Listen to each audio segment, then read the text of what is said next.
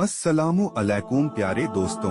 हजरत दाऊद अलैहिस्सलाम की कौम बंदर क्यों बनी? इंसानों के बंदर बनने की इब्तिदा हजरत दाऊद अलैहिस्सलाम के दौर से हुई। इस वाक़ये का पसे मंजर कुछ यूं है। हजरत दाऊद अलैहिस्सलाम और उनकी कौम समुंदर के किनारे इला नामी एक बस्ती में रहते थे और उनकी तादाद तकरीबन 70,000 के करीब थी। ये कौम बड़ी ही खुशहाल थी और अल्लाह पाक की बहुत ज्यादा फर्मा बरदार कौम थी। इस कौम को अल्लाह पाक ने बेशुमार नेमतों से नवाजा था और हर तरफ हरे भरे बाग थे और हर तरफ हरियाली ही हरियाली थी और अल्लाह तबारक व ताला की बेपनाह कर नवाजी थी और ये लोग अपनी इस जिंदगी में बहुत ही ज्यादा खुश थे। हजरत दाऊद अलैहिस्सलाम की कौम चूंकि समुद्र के किनारे रहती थी और अल्लाह तबारक ताला का इन पर इस कदर करम था कि समंदर के उस किनारे पर बेशुमार मछलियां आती थीं, जिनका ये लोग कारोबार करते थे और बहुत ही खुशहाली वाली जिंदगी गुजारते थे। कौम दाऊद से अल्लाह ताला का इम्तिहान।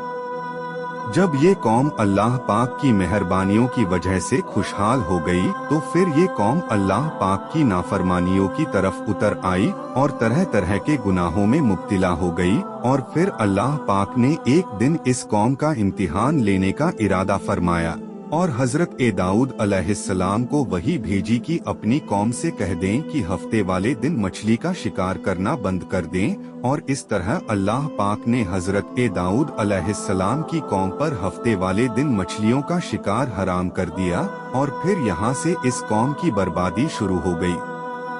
हजरत दाऊद अलैहिस्सलाम ने अपनी कौम को बताया कि अल्लाह पाक ने हफ्ते वाले दिन मछलियों के शिकार को हराम करार दे दिया है, तो वो लोग बहुत ही ज्यादा परेशान हो गए और सारी कौम सर जोड़कर बैठ गई क्योंकि हफ्ते का दिन ही वो दिन था जिसमें मछलियां बहुत ही ज्यादा तादाद में आती थी और खुद ब खुद किनारे पर आ जाती थी और बाकी दिनों में बहुत ही कम यानी कि ना होने के बराबर ही मछलियां पकड़ी जाती थी। इस कौम का गुजर बसर चूंकि मछलियों के शिकार पर था, इस वजह से अल्लाह ताला का ये हुक्म सुनकर ये कौम परेशान हो गई। ये लोग इस बात से बेखबर थे कि ये सिर्फ अल्लाह की तरफ से एक इम्तिहान और इनकी आजमाइश है। शैतान का वसवसा। फिर शैतान ने एक दिन इनके दिलों में वसवसा डाला कि समंदर से नालियां निकालकर खुशकी में बड़े बड़े हौज बना लिए जाएं। जब हफ्ते वाले दिन मछलियां आएंगी तो वो उन नालियों में से होते हुए बड़े बड़े हौजों में आ जाएगी और इस तरह फिर उन नालियों का मुंह बंद कर दिया जाए और फिर अगले दिन यानी इतवार वाले दिन उनको पकड़ लिया जाए।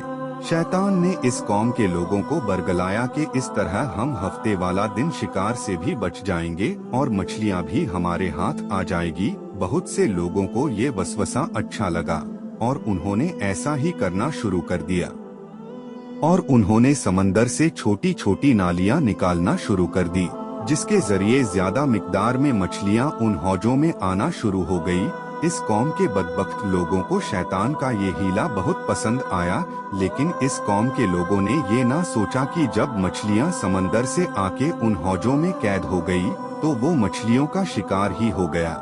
इसलिए ये शिकार भी हफ्ते वाले दिन ही करार पाया जो कि अल्लाह पाक ने हराम करार दिया था। इस मौके पर यहूदियों के 3 गिरोह हो गए। कुछ लोग ऐसे थे जो शिकार के इस हीले से मना करते थे और नाराज होकर शिकार से बाज रहे और कुछ लोग इस काम को दिल से बुरा जानकर खामोश रहे और उन्होंने शिकार नहीं किया, लेकिन दूसरों को मना भी नहीं करते थे और नसीहत करने वालों से ये कहते थे कि तुम लोग ऐसी कौम को नसीहत कर रहे हो जिन्हें अल्लाह तबारक व ताला अनकरीब हलाक करने वाला है और इन पर अपना दर्दनाक आजाब नाजिल फरमाने वाला है।